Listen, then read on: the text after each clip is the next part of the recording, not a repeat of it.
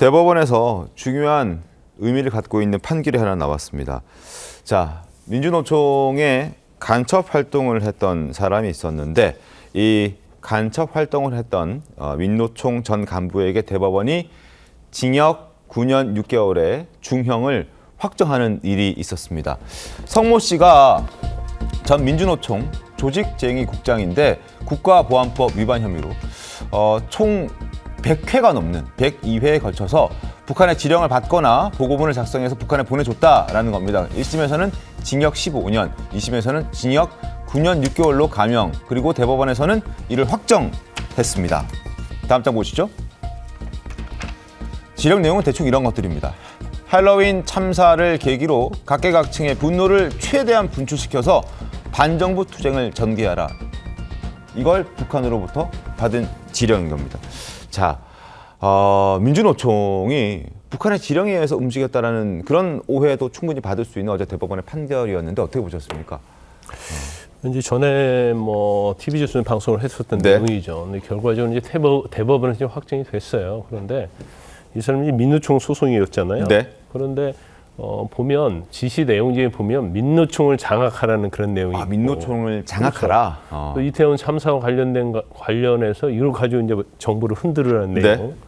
이런 것들이 다 이제 지시를 받고 102번에 걸쳐서 102회에 걸쳐서 지령을 받아갖고 또 실제로 평택이랄지 오산에 공군기지의 군사 기밀 같은 것들을 다 또 확보해가지고 촬영해서 보내고 그랬다는 거 아닙니까? 그래서 이거 자체가 이제 우리가 사실은 이제 문재인 정부 때부터 이제 남북한 이제 평화 프로세스 그러면서 남북한 정상회담하고 막 그랬잖아요. 그리고 마치 비핵화 이루어진 것처럼 했었는데 그때부터 상상이 이제 북한에 대한 네. 어떤 경계심 이런 게 없어졌기 때문에 사실 간첩과 관련된 수사도 거의 없었고요.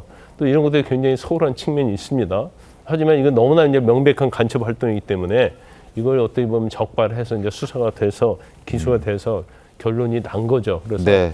과연 이 사람이 지금 우리 한국에 이런 사람이 이 정도밖에 없을까라는 생각이 좀 들고 특히 민노총은 어떻게 보면 가장 좌파적이고 진보적인 그런 노조단체 아닙니까?